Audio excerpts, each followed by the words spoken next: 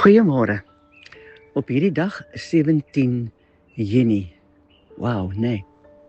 Junie is ook al oor sy helfte.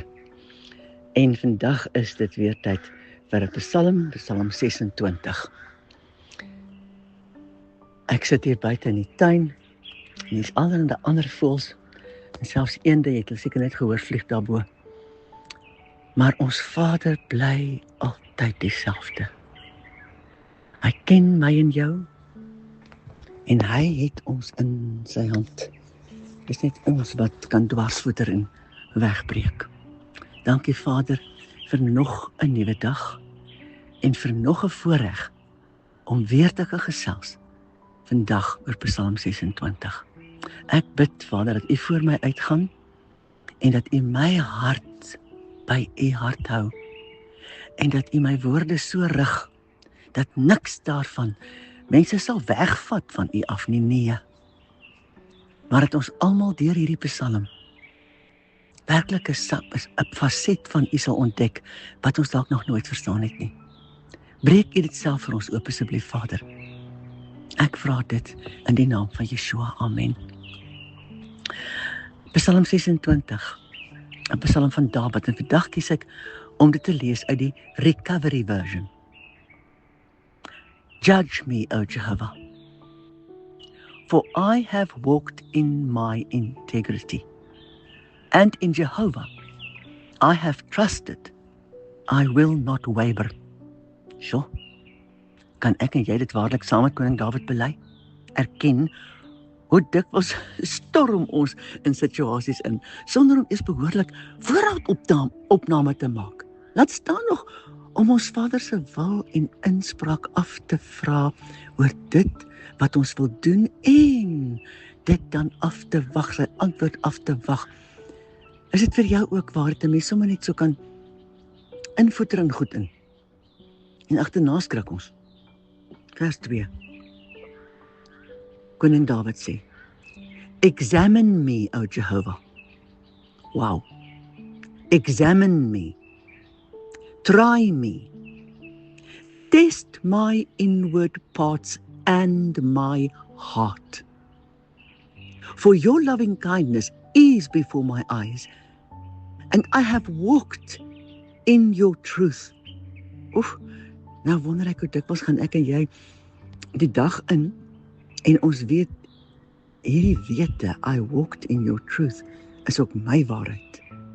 Maar dan, hoe dikwels gebeur het, dat ons net sommer voortstuur, oorweeg goeders, neem besluite, reageer op mense en opdragte, skrik vir nuus of vir goed wat gebeur, sonder om selfs tred te hou met die loving kindness, of die waaragtige, enigste waarheid van ons Hemelse Vader. Hoe dikwels tuimel ons in goeders in, sonder om selfs te vra of te wag op die inspraak van ons Vader oor hierdie besluit wat ek en jy neem. En nou kom koning Dawid met 'n stuk waardevolle raad, vers 4. I do not sit with men of falsehood, nor will I associate with hypocrites. Hoor die waarskuwing in die woord associate. Asof hy hom nie sterk genoeg uitdruk met hierdie opmerking nie, gaan hy verder en hy sê, I hate the assembly of evildoers, nor will I sit with the wicked. Dis reg. Koning Dawid kies die teendeel. Onthou wat dit behels. Hier sê hy dit in vers 6. I wash my hands in innocence. I go around your altar, O Jehovah, making myself heard with a voice of thanksgiving. Nie 'n verskielike ondeurdagte skietgebedjie nie, nee. I wash my hands in innocence and go around your altar, making myself heard with a voice of thanksgiving. En dis nie al nie. Koning Dawid neem dit waaragtig verder. And telling out all your wonderful deeds. Stop gou daar. Hoe gemaklik is ek en jy daarmee om sommer hierdie dag te getuig van kosbare dinge, groot maar ook klein, wat ons Vader vir ons doen? Of is die mense om ons gewoon daaraan dat ons graag getuig van die liefde, ondersteuning wat ons Vader, ons Skepper God vir ons gee? Of hou ons terug? Indien wel, hoekom? Kom ons volg koning Dawid se voorbeeld. Hier kom hy dan met hierdie geweldige opmerking: O Jehovah, I love the habitation of your house. Hoor mooi, I love the habitation of your house, and the place where your glory abides. Vir hierdie rede kom koning Dawid met 'n baie belangrike versoek, vers 9. Do not gather my soul with sinners, nor my life with men of bloodshed, in whose hands is a wicked scheme, and whose right hand is full of bribes. Besef ons hoe mense en gebeure om ons beïnvloed.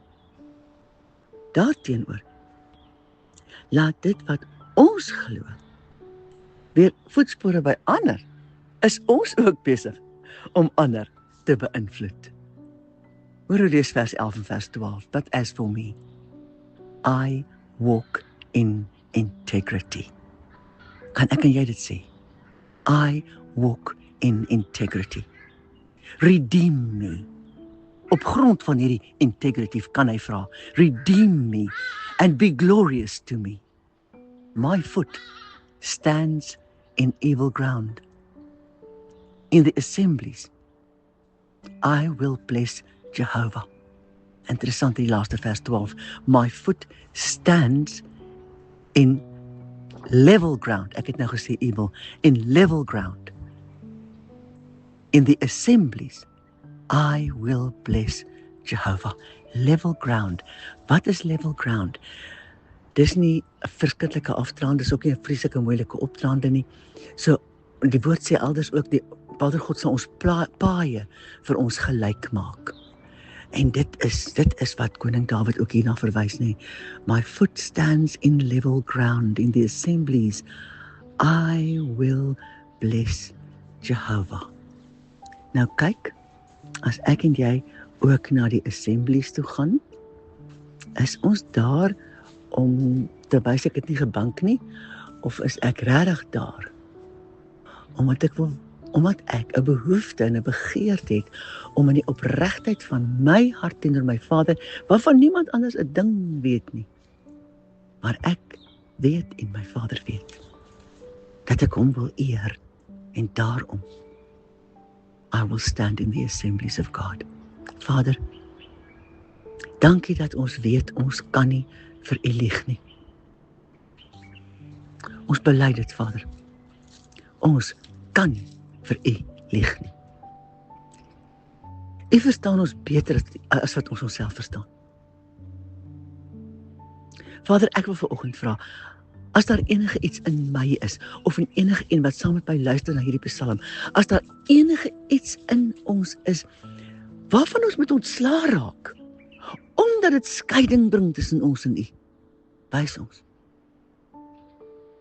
Iets wat ons dalk gedoen het, selfs 'n gesindheid, wys ons, Vader.